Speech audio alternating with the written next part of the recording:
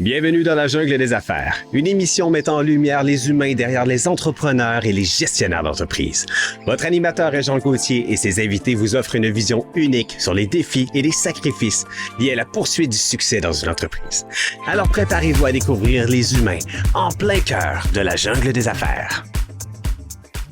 Salut la gang, encore une fois dans la jungle des affaires. Aujourd'hui, ben oui, on se fait du fun. On parle à toutes sortes de monde, vous savez, hein? On parle à des gens d'affaires, mais on parle aussi à des politiciens. On parle à des gens qui sont plus en politique des fois. On parle à des gens qui dirigent des entreprises. On parle à des travailleurs autonomes aussi. Des futurs preneurs, pourquoi pas? Hein? Quelqu'un qui dit, ah, moi là, je t'aveugle d'être mon boss. Ben oui, c'est ça, c'est facile, l'entrepreneuriat. Ben, on fait plus rien en entreprise. On vous le dit, c'est facile. Hey, tabarnouche, on fait travailler les autres, puis on fait de l'argent. Hey, ça n'a pas de bon sens. Aujourd'hui, on reçoit une femme que j'aime beaucoup, que j'apprécie beaucoup, que je connais beaucoup plus qu'elle me connaît, c'est bien évident. J'ai Madame Dominique Anglade qui est avec nous aujourd'hui. Bonjour! Bonjour, content d'être avec vous aujourd'hui. Bon, ben écoute, là, Dominique, je vais essayer de dire tu, mais j'ai bien de la misère avec ça. C'est très difficile dans mon jargon, même si je suis rendu à presque 60 ans, j'ai encore de la misère avec les tu, je vais me forcer. De temps en temps, on va vous pousser un tu, puis de temps en temps, on va vous pousser un vous. Ça marche-tu? C'est parfait. Mais moi, par exemple, je vous oblige à me dire tu, là, Régent. Moi, je suis tout jeune, tout petit. Ouais, je dis tu pour vrai? Ben oui, hey. Madame Anglade, ce que les gens savent, c'est que, bon, vous avez fait d'abord une belle carrière en politique, c'est bien évident, on vous a connu là, c'est bien le fun. Mais là, il se passe de quoi depuis un petit bout, là? Il y a du nouveau dans votre vie, là. Nous autres, on veut tout savoir ça, là. Ben oui, Régent. Ben, en fait, j'ai fait une carrière en politique, mais avant ça, j'avais fait autre chose aussi. Donc, oui, on a jasé de ça aussi l'année passée. Tu sais, j'ai été dans le secteur, quand j'ai fini mes études en génie, je suis partie travailler en Ontario, aux États-Unis, en génie, dans le secteur manufacturier. Je travaillais 7 ans en usine.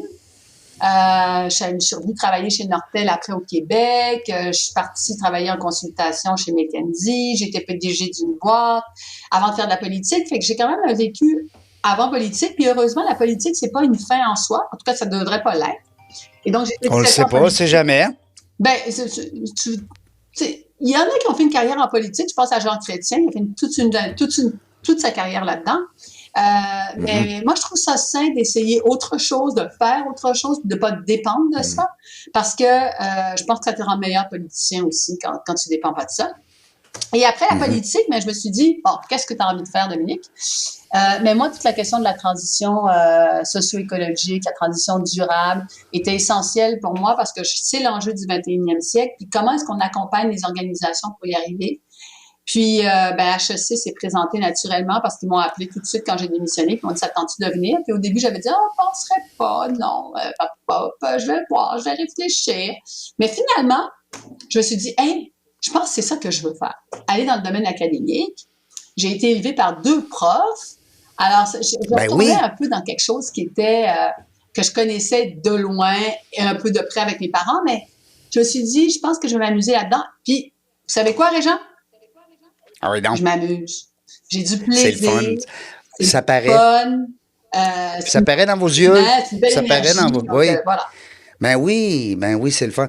Puis en plus, c'est que quand les gens sont en avant de toi dans la classe, puis qu'ils apprennent, on a l'impression qu'on a fait comme un double step. Je dis je m'inclus parce que je fais beaucoup de formation. Puis on a l'impression que on a accompli notre travail, mais en plus, on transmet de l'information.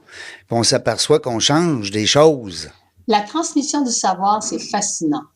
Et, absolument. Et là, c'est aussi pour moi, parce que je dis transmettre le savoir, mais c'est aussi pour moi avoir plus de savoir, poursuivre de la recherche. Parce que quand j'ai décidé de m'en aller là-dedans, là, c'est pas comme quoi je connaissais tout de tout, j'avais une maîtrise des dossiers parfaitement, absolument pas. Mais j'adore apprendre. Et je me suis dit, bon, j'ai l'intérêt, j'ai la curiosité, je connais quand même les bases, donc je vais me lancer là-dedans.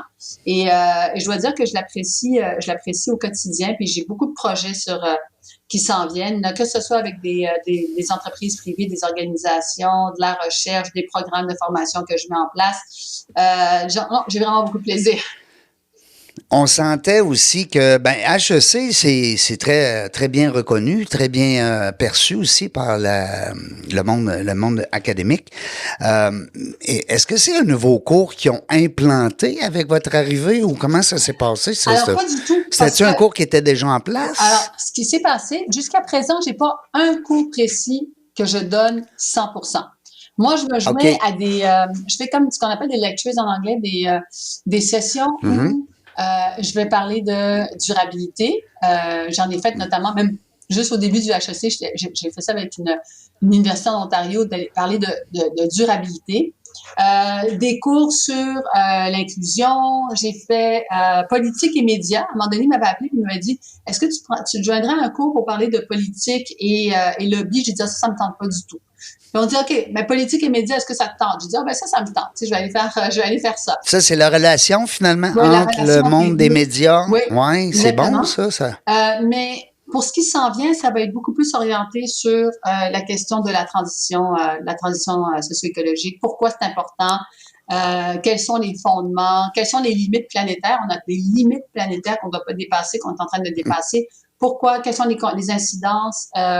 Donc, vraiment, la sensibilisation, mais du passage à l'action aussi. Ce qu'on veut faire, c'est non seulement sensibiliser les gens, mais qui s'engagent, puis qui passent à l'action, puis qui posent des gestes concrets. Puis c'est ça qui est le fun au HEC, c'est qu'on est capable d'aller dans le très concret aussi avec nos organisations qu'on accompagne. Fait que ça, c'est chouette. C'est qui les jeunes, les étudiants? Je dis les jeunes parce qu'il doit y avoir des étudiants de tout âge, mais ça veut dire, en principe, c'est qui le bassin d'étudiants pour ce genre de cours-là? Là, vous parlez tout à l'heure à Nesrine qui était avec nous, qui était avec nous plus tôt, qui était avec nous à la direction de la transition durable. Ce sont souvent des gens avec lesquels je travaille au quotidien. Ce sont souvent des gens qui sont au niveau maîtrise, doctorat. Ils décident de poursuivre dans ces domaines de transition durable. Donc, ils ont déjà fait un bac. Ça peut être des bacs dans l'urbanisme, ça peut être des bacs en sociologie, c'est des bacs dans différents domaines, puis après ça, ils décident d'aller plus loin dans le domaine de la transition durable. Donc ça, c'est des gens que je vais côtoyer au quotidien, puis évidemment avec des profs qui sont dans le département. Sinon, j'ai moins côtoyé des étudiants de bac jusqu'à présent. Ça va m'arriver d'aller faire des sessions, puis d'aller les rencontrer dans des événements qu'ils organisent, puis de faire une conférence pour eux. Mais c'est plus avec les étudiants de maîtrise présentement que j'ai des liens, puis ceux qui font leur MBA, leur IMBA, etc. Puis ces jeunes-là, on va dire les jeunes, là, mais ces gens-là, ils aspirent à quoi comme métier, comme carrière? Il y en a qui aiment le milieu universitaire parce que pour rester là comme enseignant? Oui, comme enseignant, comme chercheur. Ils aiment beaucoup le domaine de la recherche. Comment tu pousses la recherche plus loin dans différents domaines, notamment celui du développement durable. Donc, c'est pas tout le monde qui veut aller travailler en entreprise privée dans le milieu dans lequel on est. Souvent, ceux qui vont aller travailler en entreprise finissent leur bac et se disent, moi, je vais aller en entreprise. Ceux qui veulent poursuivre, parfois, trouvent un intérêt dans la recherche. Ils disent, là, on va aller travailler là-dessus. Et je dois dire que même moi, qui n'ai jamais véritablement fait de recherche dans ma vie, là, je suis vraiment intéressée. Là, il y a tout un domaine que je veux pousser davantage sur les femmes et le climat. Comment est-ce qu'on arrive... Les femmes sont particulièrement intéressées par la question du climat. Comment on arrive à réfléchir à cette question-là, puis leur donner les outils pour qu'elles puissent avancer. Mais en même temps, je suis très consciente du fait qu'on vit dans une société très polarisée. Puis j'aimerais ça qu'on soit capable de dire, est-ce que les femmes... Est-ce qu'on peut faire quelque chose de mix aussi pour s'assurer que tout le monde embarque en même temps? Donc, il y a beaucoup de ces éléments-là qui sont dans ma quête et dans mes réflexions présentement. Puis, Dominique Anglade a fait quoi là, pour changer les idées? Parce que là, je présume que la vie est bien moins prenante. Je veux dire, ça n'empêche pas qu'on peut être déterminé et être impliqué dans un projet, mais la politique, on le sait, les gens qui sont en politique, normalement, ils placent leur vie personnelle de côté pour un certain temps. Mais là, qu'est-ce qui arrive avec la Dominique Anglade qui a un travail, là, comme un peu tout le monde? Régent, moi, j'ai jamais été... je reste très impliquée. Alors, je suis en train de faire... il y a un organisme avec lequel je m'implique en particulier. J'ai décidé de présider la campagne majeure pour trouver des fonds. J'allais lever 15 millions. Fait que c'est pas rien. Fait que ça va m'occuper. Ça occupe le temps un peu? Pardon? Ça occupe le temps. Oui, il y a une organisation, un forum international de femmes que je vais présider à partir de l'année prochaine. Je suis vice-présidente, je vais le présider. Et puis, surtout, je dois dire, j'ai 3 ados. Hein? Tantôt, au début de l'entrevue, là, il y avait le téléphone qui sonnait, puis c'était mon fils qui me disait, bon, j'ai fini mon gros examen, nanana. Bon, les ados, ben, ça occupe pas mal aussi. Oui, oui. C'est un travail à temps plein. Ouais, mais le bonheur de pouvoir être abonné à aller voir des pièces de théâtre. Le bonheur de pouvoir aller marcher tard le soir avec un de mes enfants parce que je suis à la maison. Tu sais. Le bonheur de faire des choses, d'organiser une fête, de recevoir des amis. Ça, j'avais plus ça. C'est sûr que j'avais plus ça. Puis, il y a la politique, mais il y a être chef de parti. La politique, c'est une chose, mais être chef de parti, c'en est une autre. C'est extrêmement accaparant. Puis, imagine le calendrier. C'est pas facile. C'est pas facile à joindre. Le calendrier, la limousine, le chauffeur, le bodyguard, tout ce qui vient autour. À un moment donné, comme on dit, la vie intime est un petit peu effleurée. Là, hein? Ben, c'est pour ça qu'il faut avoir des bons... moi, je fête cette année 25 ans avec mon conjoint, puis je pense que c'est ça. Bravo. Merci. Faut que ça... Moi, c'est mon encre. Hein, ma famille, c'est mon encre. Oui. C'est ça qui fait en sorte que je suis la personne que je suis, que ce soit mes parents, que ce soit ma sœur, que ce soit mes enfants, mon conjoint. La famille, c'est ce qui ancre. Puis pour moi, c'est l'élément que je n'aurais jamais voulu sacrifier, même s'il y a quand même des sacrifices quand tu t'en vas en politique. Ben oui. C'est dur, mais ça, c'est surtout à un certain niveau, là, parce que quand on parle de... vous savez, il y a des gens qui font de la politique, mais à un niveau un peu plus, on va dire, je veux pas dire plus bas, j'aime pas ça dire haut et bas, mais c'est quand même, vous occupiez des postes quand même assez importants, je veux dire, au niveau du, fait que c'est demandant. Ouais. Est-ce que, on a-tu des scoops? On a-tu le droit ou non? Parce que là, j'ai dit tantôt, on parlera pas de retour en politique. Là. Non, on parle pas de ça. Non, mais la politique, moi, comme je le dis, est-ce que un jour tu vas retourner en politique? Puis, mais parce que j'ai fini un peu ma carrière politique jeune, entre guillemets, parce que j'avais pas 50 ans, puis tu sais, j'ai décidé que c'était le temps de partir avec... Aux États-Unis, ils gardent longtemps, hein? Oui, c'est ça que j'observe.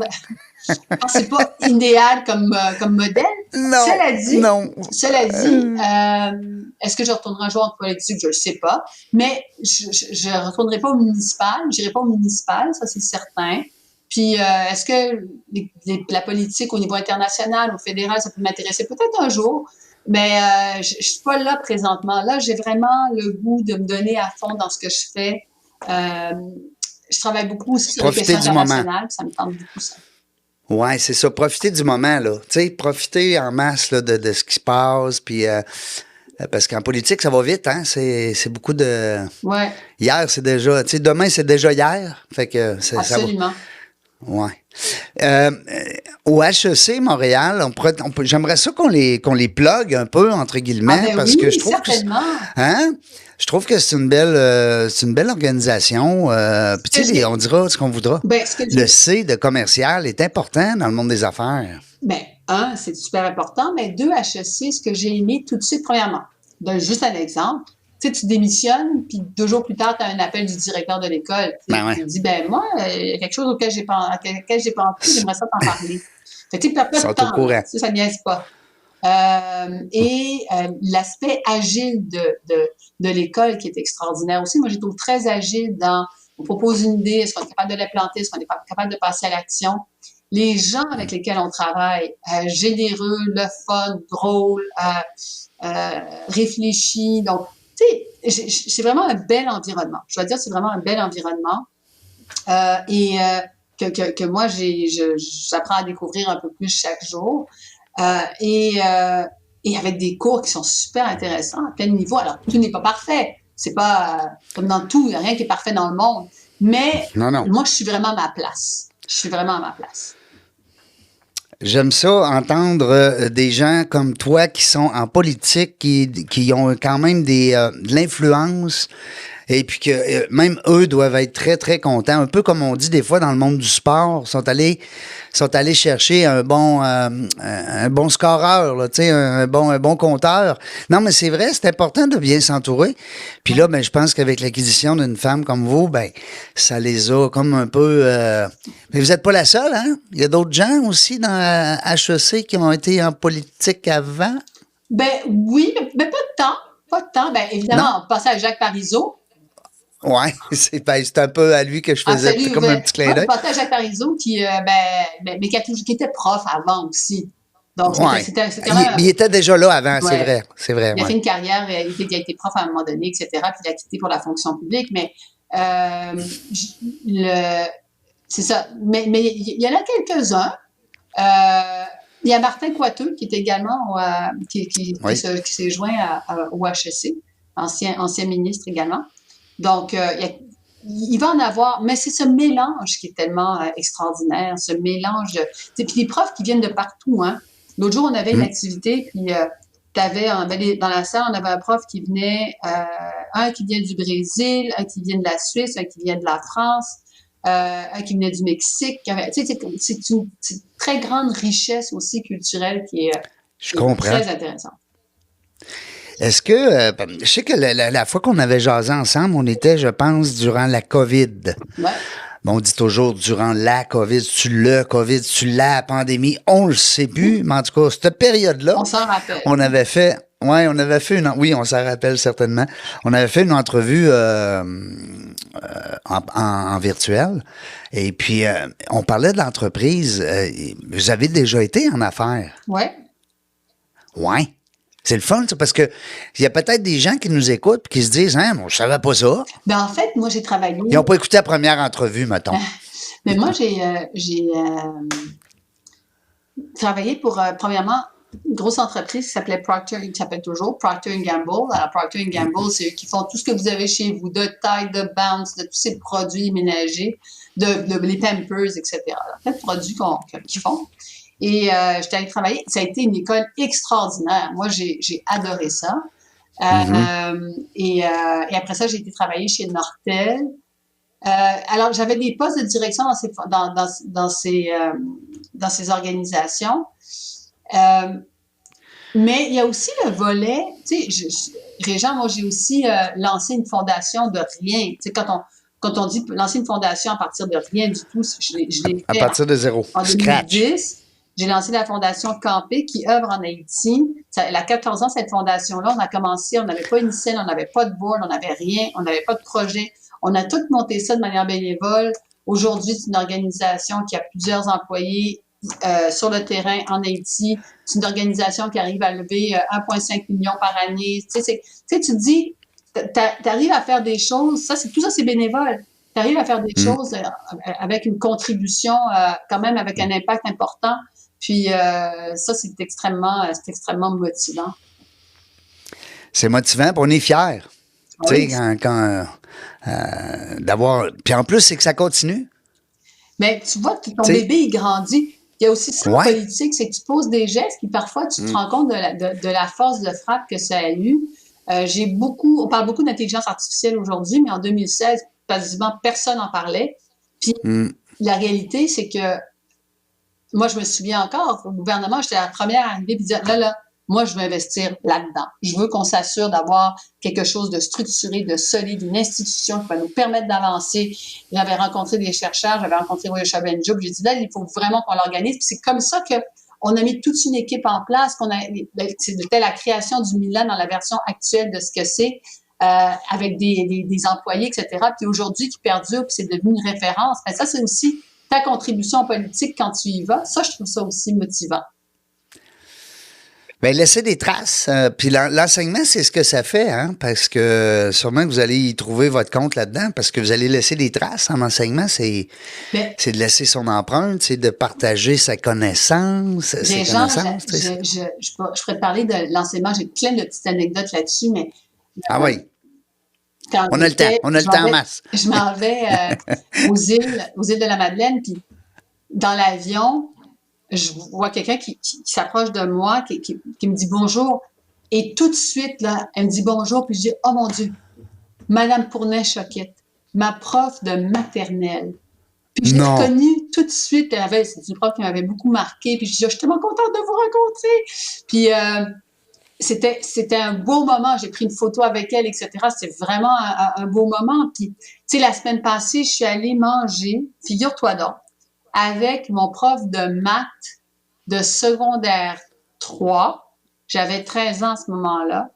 Et lui, on avait 23 et on s'est pas vu depuis ce temps-là. Hein? Fait que ça fait 35 ans qu'on s'était pas vus. On est allés luncher ensemble. Écoute, tu sais, il y avait les larmes coulaient, tout ça, parce que ce sont des gens qui t'ont marqué. Oui, c'est des gens qui nous marquent, absolument. Alors, quand tu dis l'enseignement, ça marque.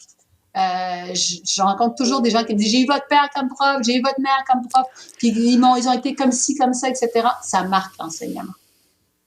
C'est à quel endroit qui enseignait vos parents? Alors, ma mère a enseigné à Louis-Philippe Paré, qui est la polyvalente à Châteauguay, pendant 17 ans. Okay. Et mon père a été cofondateur de l'UQAM. Donc, c'était un cofondateur de l'UQAM. Donc, il a enseigné à l'UQAM pendant 32 ans. Ouais. Quand même. Une belle carrière. Oui, une longue carrière. Ouais. Mais on dit des fois l'enfance, ça nous amène là. Tu sais, peut-être que la déviation du professeur est revenue. Tu sais, dans votre cas, à vous, exemple, tu sais, vous avez vu votre père. Mes parents sont décédés, mais je pense que mon père m'envoie un gros clin d'œil en voyant ce que je fais.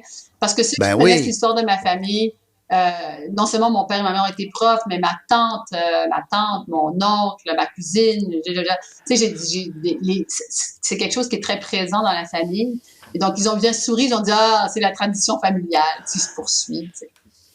Vaut mieux tard que jamais. Vaut mieux tard que jamais. C'est ça qu'ils doivent se dire, hein? Oui.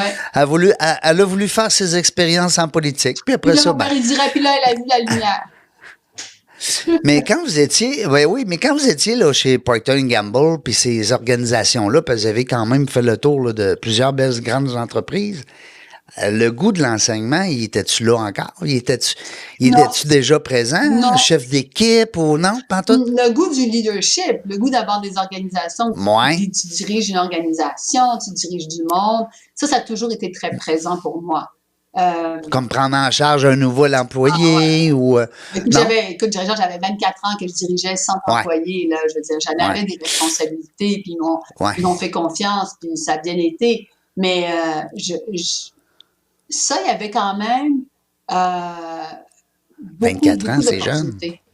Beaucoup d'opportunités. 24 ans, quand on dirige une gang, combien vous aviez d'employés? Une centaine? Quand j'avais 24 ans, oui, 100. Une centaine. Plus que ça. Comment on fait pour se grounder, tu sais, puis pour dire à tes peu, là, wow, j'ai 24 ans, puis c'est moi qui fait qu'il y a 100 personnes qui vont bien performer aujourd'hui ou non?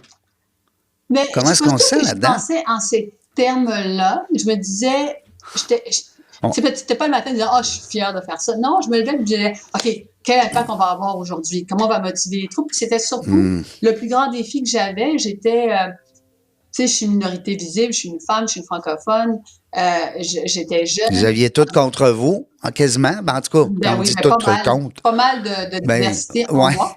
Oui, c'est ça. Puis, avec les employés, je m'étais dit, il faut vraiment que j'aille passer du temps avec eux pour qu'ils apprennent à me connaître, pour qu'ils sachent un peu où je loge, comment je travaille. Donc, j'avais passé énormément de temps à investir dans les relations humaines dès le départ, à aller faire des rencontres. Déjà à cette époque? Ah oui, beaucoup, beaucoup, beaucoup, parce que c'était mon seul moyen d'y arriver. J'en avais pas d'autre. Je pouvais pas arriver à 24 ans puis dire c'est moi la chef, c'est moi la boss. Moi, je connais ça, là. C'est ça. Je connais tout ça, moi. C'est pas vrai. Je connaissais pas ça. Il y en avait des employés de longue date, mais ils m'avaient mis là pour ma capacité à l'idée une organisation, à la transformer. Les relations aussi. Puis dire comment est-ce que tu fais la dernière. Fait que j'avais des connaissances techniques, mais j'avais surtout un élément assez inné chez moi de l'idée, de planifier. Le relationnel. Ouais. Tu sais, le relationnel, on dit souvent l'intelligence émotionnelle et le relationnel, c'est très, très proche. On va dire cousin-cousine, tu sais. Donc c'est ça c'est une belle force pour un leader, même si elle a 24 ans. Tu sais, si vous ont mis là, c'est parce qu'ils voyaient... Ils pensaient que ça m'a marché avec toi. Puis, tu sais, à un moment donné, j'avais passé 1 heure avec un gars qui était très sceptique de mon arrivée. Puis après 1 heure, il m'avait regardé, puis il m'avait dit en anglais, il m'avait dit, tu sais, je vais travailler pour toi, Dominique, même si t'es une femme. Tu sais? Qu'aujourd'hui, ça passerait plus. Ben non, mais c'est ça, mais moi, j'étais contente qu'il me dise ça. J'ai dit, Ouais, dès qu'elle à travaillait l'époque. pour moi, et moi, j'étais vraiment contente. Après 1 heure de travail, après 1 heure de rencontre, là, j'avais convaincu qu'il devrait travailler pour moi, puis que je serais une bonne affaire. Bon, il dit, même si t'es une femme. Fait que là, j'ai juste dit merci. À l'époque, tu sais, c'est pas Ben oui. Ben, aujourd'hui, tu dis ça, Non, en tout cas, tu vis sur une autre planète. Quelque chose comme ça, mais à l'époque, il y a tellement d'affaires qui se disaient, là. My God. Ma fille, elle vient de graduer l'école de police, là, ma plus jeune, là, l'école de police de Nicolet. Ouais. Puis jamais elle a entendu dans les corridors, on va dire, que tu vas être police même si t'es une fille, même à la limite, même si t'es petite. Imaginez qu'à l'époque, des gens de mon âge, exemple, qui sont policiers, puis qui nous entendent présentement, ils se disent « Mon Dieu Seigneur, tu vas être police même si t'es une fille. » À l'époque, mais en tout cas. Mais il n'y en avait pas. Mais c'est des choses qui sont... Mais moi, je suis content de ça, puis honnêtement, Mme Andelade, on est bien fiers dans la Jungle des affaires de partager le fait qu'on est rendu à 638 entrevues, puis qu'on a au-dessus de 300 femmes. Alors, on est presque à 50. Tu sais, on joue dans le 40-50 on est bien content de ça. C'est très bon, puis c'est bon de se poser ces questions-là, puis de se dire, ben oui. J'ai combien de femmes, j'ai combien de personnes qui viennent d'ailleurs, quel genre de parcours différents, les profils différents. Puis de se poser la question, parfois, ça dit, peut-être qu'on devrait rapprocher telle autre personne maintenant. Fait que c'est très bien, félicitations. Merci beaucoup. Madame Andelade, je reçois des questions de mes auditeurs parce que quand je reçois des gens, des fois, je dis aux gens, envoyez-moi des petites questions que vous avez le goût. Fait que, il y a une personne ici, Ginette, qui s'appelle, je dis pas le nom de famille, c'est pas grave, de toute façon. Ginette, elle aimerait savoir, Dominique Andelade, Madame Andelade, si vous avez une ou un idole vivant et un ou une idole décédée. Alors, j'ai pas un idole. C'est sûr que j'aime beaucoup, j'admire énormément ce qu'a fait des gens comme Nelson Mandela. Je trouve que c'est extraordinaire ce qu'il a fait. Ah ouais. Je trouve qu'il y a des leaders femmes à l'étranger comme personne très peu connue, mais qui a eu beaucoup d'impact. Gros Harlem Brundtland en Europe, elle a été un leader, puis elle a été un leader en fait des Nations Unies également. Ça, c'est une personne que je trouve très inspirante. Plus proche de nous, au Québec, quelqu'un qui est décédé, que j'aime beaucoup, c'est Jacques Ménard, qui était président de la Banque de Montréal, mais qui était un homme de son temps, un baby boomer, etc., mais qui a donné énormément de chance à la jeunesse, peu importe d'où elle venait. C'est beaucoup investi là-dedans. Fait que ça, c'est une personne pour laquelle j'ai beaucoup de respect.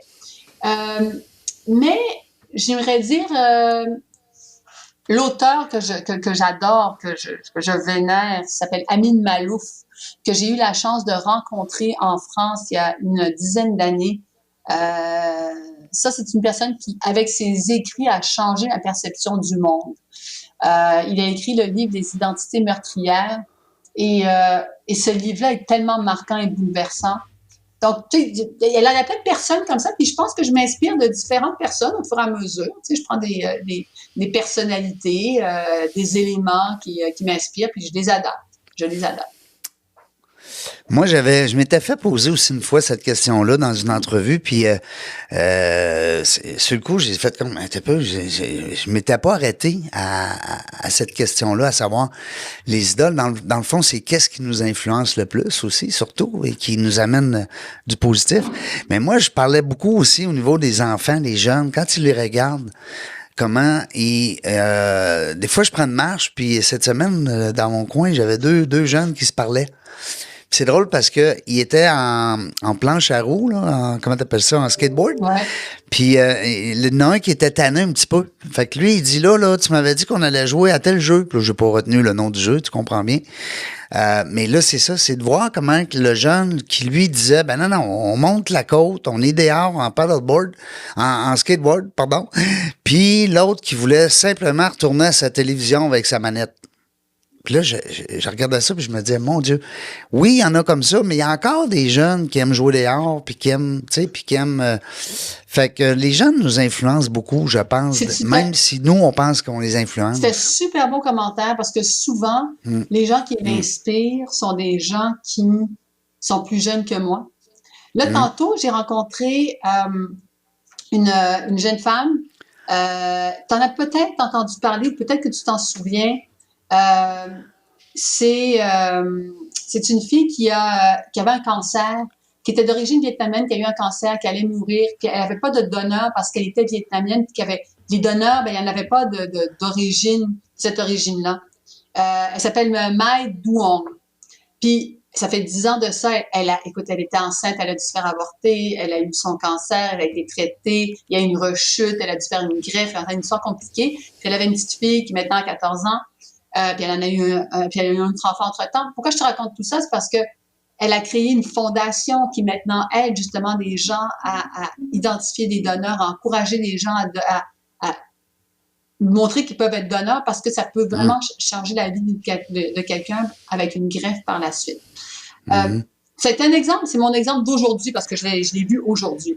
Mais tous les jours, tu es inspiré par des jeunes femmes, des jeunes hommes qui font des choses absolument remarquables. Donc, effectivement, il y a aussi ces mentors, entre guillemets, qui sont plus jeunes. Oui, c'est ça. Ça devient nos mentors, mais sans le vouloir. C'est pas ça qu'ils demandent, tu sais. Non. Mais ça reste que c'est ça. J'ai reçu dernièrement Jimmy Pelletier, un athlète ici au Québec en fauteuil roulant qui a traversé le Canada. Il s'apprête à traverser, à faire le tour du monde. Projet qui démarre en début 2025, je pense, ou fin 2024. Ouais. Puis, mon Dieu Seigneur, que ce gars-là m'a inspiré. Là, j'ai été au moins 2-3 jours, là, j'en parle à tout le monde. Il m'a complètement chaviré quand il a parlé de son accident à 19 ans. Beau bonhomme qui fait du sport, puis que là, aujourd'hui, il est en fauteuil roulant, et puis qu'il n'y a pas de sensation au niveau des jambes. C'est quelque chose d'avoir un moral. Mais ça, c'est une source d'influence. C'est une forme de motivation pour les gens autour de lui. C'est un aimant, ce gars. Tout le monde veut se coller à lui. Oui. Tu sais? Mais c'est ça. C'est impressionnant. Tu sais, à Québec, il y avait Dean Bergeron aussi, qui a été une belle... Ah oui, mais il le connaît bien, je pense. Il en a parlé dans l'entrevue. Ouais. Je vous enverrai le lien pour pas que vous ayez besoin de fouiller. Merci, c'est une belle entrevue. C'était très émotif aussi parce que on parle d'un père de famille, malgré tout, là. On parle d'un amoureux. Tu sais, il y a quand même son épouse avec lui, il y a sa blonde. Alors, puis il continue à donner. Il a donné tout près d'1,7 million jusqu'à aujourd'hui à travers ses œuvres. C'est fou. Fait que vous avez raison quand vous dites que les gens qui nous entourent, des fois, c'est sans le vouloir qui nous influencent ou qui nous... Ben, du bon côté. Absolument. Tu sais, qui nous influencent. Absolument. Ben, parce qu'on ne veut pas des influences de l'autre côté. Là. On veut juste des bonnes personnes. Hein? C'est pour ça que des fois, quand il y a des échanges un peu trop rock'n'roll, est-ce que vous suivez un petit peu pareil la politique encore? Ou est-ce que de temps en temps un œil? J'ai jamais été une fan des nouvelles en continu, etc. Mais je suis les nouvelles tous les jours. Tu sais, je sais ce qui se passe, parce que je ne peux pas savoir ce qui se passe. Je sais ce qui se passe, mais puis même quand j'étais en politique, ça les gens le savent moins. Mais quand j'étais en politique, il y en a qui lisent l'actualité, ils lisent tous leurs journaux, regardent la TV. Moi, j'ai pas eu de TV. J'ai jamais eu de TV en politique. Fait que je ne pouvais pas la regarder. Puis en plus... Pourquoi? C'était quoi le but derrière ça? C'était de s'éloigner de... Je suis pas particulièrement passionnée par la télévision. J'avais tellement d'affaires à faire que je disais, la dernière affaire que j'ai besoin de faire, c'est de regarder la télé. Puis, puis je suis pas une grande maniaque de lecture de journaux. Donc, c'est mon équipe qui faisait la lecture. Puis, là, il faut s'assurer qu'elle ait lu ça parce que c'est sûr que si on lui dit pas, elle va pas le lire. Puis c'est souvent... Parce que je me dis, la population... En général, ça ne soit pas pour lire le journal de A à Z, plus regarder toutes les émissions de télévision sur tout ce qui concerne la politique. Elle va absorber des morceaux à droite, à gauche, dire ce qui lui plaît. Fait que quand tu es tellement dans ton monde, dans ta bulle, puis tu t'alimentes de ça, il n'existe que ça. Alors, c'est pas ça la vie. Alors, je trouvais qu'il y avait un meilleur équilibre dans ma gestion du temps. Parce que je vous disais ça tantôt, parce que moi, je suis un peu comme vous. Là. Malheureusement, je dis malheureusement, heureusement ou malheureusement, mais je ne suis pas vraiment très en politique. Je suis pas la politique. Et c'est plate à dire, mais en tout cas, j'incite pas les gens à faire ça. C'est bien évident, vous le savez. Et c'est bon d'être s'informer un peu de tout.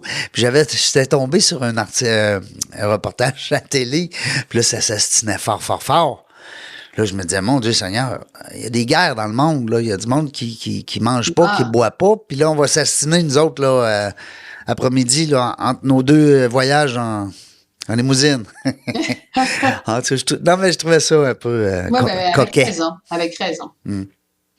Est-ce qu'il y a des gens, des fois, qui vous reconnaissent dans la rue et qui disent « Hey, Mme Anglade, bonjour, comment ça va? » Puis ils sont peut-être pas au courant que vous êtes plus en politique? C'est drôle, hein? Ben, en général, les gens sont au courant que je suis plus en politique, ils viennent me le dire, ils viennent me saluer, ils viennent me jaser ça. Ils sont pas tous comme moi, là. Ils sont à super pas lire les journaux. agréables. Enfin, j'imagine que les gens qui n'ont pas envie de te parler viennent pas te parler aussi. Puis ceux qui ont envie de te parler viennent te parler. Fait que c'est un peu. Ben oui, c'est ça. Mais les gens qui. Ah oui, ils sont super. Les gens sont super gentils. Ou tu prends un taxi, puis. À la fin, ils vont te dire « Ah, ben merci pour tout ce que vous avez fait. » Tu penses que tu n'as pas reconnu, mais tu reconnaissent. C'est bon, ça. C'est le fun de se faire dire ça. Ah, moi, quand le jour où j'ai quitté la politique, là, à partir de cette journée-là, c'est là où j'ai commencé à recevoir le plus de compliments. Oui. Ah, c'était ouais. C'est drôle, hein? Les gens, ça a comme libéré la parole. Je me souviens, je marchais dans la rue, je venais juste de démissionner avec une journée, puis il y a une femme qui me dit « Je suis avec vous! On lâche pas! » Puis là, j'étais comme, comment on lâche pas? Je viens de démissionner. Tu sais, là, j'ai démissionné. Elle me dit, c'est ça, on lâche pas! On lâche pas, on lâche quoi, là? On lâche pas, mais là, il faut les lâcher un petit peu, là. Mais c'est pas grave, les gens sont très gentils de manière générale. Mais même en politique, je pouvais pas dire que il y a les médias sociaux, c'est une autre chose, mais les gens en général étaient quand même assez cordiaux. Oui, les médias sociaux, parce qu'à l'époque, ça fait pas longtemps que vous êtes plus impliqués, donc vous avez vécu là, l'ère, on va dire l'ère réseaux sociaux. Tu dis n'importe quoi, là, ouais. Ah oui. Oui, c'est facile derrière un clavier, hein, quand t'as personne à côté de toi. C'est facile derrière un clavier, puis quand tu te retrouves devant la personne. Mais encore que je trouve que ces temps-ci, il y a quand même des limites. Hein. Les gens sont plus agressifs, les gens sont plus, ils ont plus de la liberté de parole plus facile. Alors, c'est sûr que... Mais je pense que forcément, il va y avoir à un moment donné un rééquilibre des choses. On est dans une étape un peu extrême où le monde est très polarisé dans le monde comme partout ailleurs. Ici aussi au Québec, on est plus polarisé. Mais je pense qu'on va retourner à quelque chose de plus central dans les prochaines années. Ça va prendre encore un petit peu de temps, mais les gens vont bien se rendre compte. Moi, je pense que le relationnel ça ne pas grand-chose. Oui, c'est ça. Puis je pense que le relationnel va revenir fort. Moi, j'ai cette... peut-être que je crois au Père Noël, mais je trouve que le relationnel, d'abord, ça l'a manqué à beaucoup de personnes durant la pandémie. Oui. Puis là, on s'aperçoit que c'est un fléau, l'espèce de connexion avec l'appareil électronique. Là. C'est fou, de tous les âges. Là. On veut dire, on s'inclut même là-dedans les plus vieux. Et puis là, on tend à revenir, je pense, vers le relationnel. On a le goût de voir la personne, on a le goût de se parler, de se donner la main, d'échanger, parce que tu sais, un texte ou un courriel, là, c'est pas long que tu déformes complètement ce que tu voulais dire. Là. Oui, puis les gens veulent bien entendre ce qu'ils veulent entendre. Puis, mais je dirais que pour aller faire de la politique, il faut que tu sois bien groundé, il faut que tu sois bien ancré dans quelque chose. Sinon, c'est trop dur. Puis ça vaut pas la peine, puis ça vaut pas la fin d'un mariage, ça vaut pas la fin d'une relation. Faut pas que tu sois trop sensible non plus, je pense. Faut pas que tu sois trop sensible, mais ça s'apprend. Au fur et à mesure, tu découvres, hein, puis tu t'entoures, etc. Fait que c'est un apprentissage aussi, là. C'est pas parfait. T'arrives pas là avec ta grosse armure en pensant que il y a rien qui va rentrer dedans. T'arrives, puis t'apprends, puis tu te protèges après, puis c'est un apprentissage. Ça me fait penser, il y a des cours aussi aujourd'hui, de plus en plus, je dis aujourd'hui, ça fait un petit bout, mais au niveau de la politique, au niveau comment comment s'impliquer en politique. Le cours, je sais pas le nom exactement, mais le cours qui se donne à l'Université de Montréal, du Québec à Montréal. OK. Ça se peut, oui. Moi, en joke, je dis politique 101, mais en tout cas, on comprend. Peut-être d'être enseignant en politique, ça pourrait être le fun aussi, peut-être, un jour, dans une autre dans une autre vie? Non, oui, non. Je sais pas si ça va me tenter dans ces ça. Quoi faire, quoi pas faire, quoi dire, quoi pas dire. Oui, mais justement, je sais pas. Mais par contre, les gens m'approchent parce qu'ils veulent des candidats ou ils veulent être. Fait que ça, j'ai beaucoup d'échanges avec des gens qui sont intéressés par la politique. Ça, c'est le fun. Mais je suis pas. Moi, encore une fois, ce qui m'intéresse, c'est vraiment, tu sais, changer des choses. Voilà. Merci, les gens. Avoir de l'impact. Avoir de l'impact. Puis j'imagine que quand tu encourages quelqu'un en politique, c'est une autre manière d'avoir de l'impact. Mais je sais pas si je donnerais des cours là-dessus. Ça serait quoi le meilleur conseil parce qu'on a peut-être des futurs politiciens qui nous écoutent ou bien que peu importe des jeunes, des moins jeunes. Ça serait quoi le meilleur conseil qu'on pourrait donner comme ça à brûle pour point, bing bang de même? Bien, la première des choses, c'est que si tu veux aller en politique, il faut que tu le sentes. Il faut que ça vienne te chercher là, dans les tripes. C'est-tu un besoin d'être influent, d'être connu, ou c'est vraiment un besoin de donner ou de c'est quoi le besoin? Tu as besoin de donner, mais peu importe la raison, il faut que ça vienne te chercher d'abord et avant tout. Tu y vas parce que tu as faim, puis tu as envie d'en découdre, etc. Les bons politiciens sont ceux qui ont faim, qui ont envie de changer le monde, qui ont envie de changer les choses, qui ont poussé leurs idées. Je dirais qu'il y a cet élément-là. Il y a aussi quand même considérer d'un point de vue personnel l'ancrage que tu as, parce que comme c'est une vie relativement difficile, il faut être bien ancré. Faut que tu te connaisses, hein? Faut que tu te connaisses comme personne. Dans quelque chose. Et puis, c'est ça. Après ça, moi, j'étais un peu naïve en rentrant en politique. Donc, je me suis pas toujours fait des amis parce que je voulais justement avancer vite. Je trouvais que c'était trop lent. Quel âge vous aviez quand vous avez commencé? J'étais quand même assez vieille, là. J'avais une quarantaine d'années. C'était quelle année? C'est en 2015. 40 ans. Quand même. 40 ans. C'est bon aussi. C'est bon. Moi, je trouve que c'est bon d'avoir J'ai été élue députée. Puis 2 mois plus tard, j'étais ministre de l'Économie, de la Science, de l'Innovation. Ensuite, 1 an plus tard, j'étais vice-première ministre. Fait que ça a été vite. Puis après ça, on a perdu les élections, puis je me suis présentée comme chef. Fait que ça a été vite. En 7 ans, j'ai occupé beaucoup de fonctions quand même. C'est peut-être la bonne personne pour que ça aille vite aussi. Oui, peut-être. Hein? Des fois, on voit les éléments qu'on a autour de nous, puis on se dit, bon, même si on va trop vite, là, on va la perdre, celle-là. Tandis que l'autre, on dit, hop, elle va embarquer dans le train qui va vite. Oui. Écoutez, en terminant, j'aurais quasiment le goût de vous laisser le mot de la fin parce que je sais que vous avez une autre rencontre tantôt. Nesrine m'a expliqué ça, mais j'aurais quasiment le goût de vous laisser le mot de la fin si jamais il y a des petits compliments à faire à des gens ou des remerciements ou des bonjours, peut-être même des scoops. Allez-y, à votre goût, c'est votre 30 secondes. Un compliment à vous, Régent, parce que... Ah oui, c'est vraiment gentil. Je vais dire pourquoi, parce que dans votre émission, vous essayez d'aller chercher le meilleur de chaque personne puis de le mettre de l'avant. Puis les gens ont peut-être des idées préconçues, certainement des politiciens, mais aussi d'autres personnes que vous recevez. Puis d'être capable de créer ce dialogue. On est, comme je disais tout à l'heure, dans une société très polarisée où des gens ne parlent qu'entre eux. Tu sais, tu vas parler avec un groupe dans lequel tu te sens bien. Puis là, tu vas te déverser ton fiel, tu vas te dire, ces gens-là sont pas bons, mais nous autres, on est bons. Puis des groupes comme ça, puis c'est pas bon pour la société. Alors, je pense que des initiatives, la Jeune en affaires, mais des initiatives qui rassemblent, qui permettent d'avoir un dialogue constructif, positif. Puis on n'a pas besoin d'être d'accord sur tout, là. On n'a pas besoin de s'entendre sur plein d'affaires, mais au moins qu'on puisse avoir cet échange-là, c'est hyper important. Alors moi, c'est ça que j'ai envie de vous dire pour la fin, c'est de poursuivre le travail que vous faites. C'est vraiment chouette. Puis je pense qu'à terme, là, c'est ça qui paye. C'est ça qui est payant à terme. Ben merci, c'est gentil, je le prends. Écoutez, moi, en plus, c'est le fun. On est rendu peut-être à 638 entrevues, puis on apprend encore à chaque entrevue, on apprend du nouveau, tant au niveau technique qu'au niveau humain, qu'au niveau connaissance, hein, puis on pogne plein de trucs. C'est bien sûr, les gens qui nous écoutent. J'ai des gens qui écoutent tous les entrevues, tous les épisodes, un après l'autre. C'est capoté. Je trouve ça le fun. Mais merci beaucoup.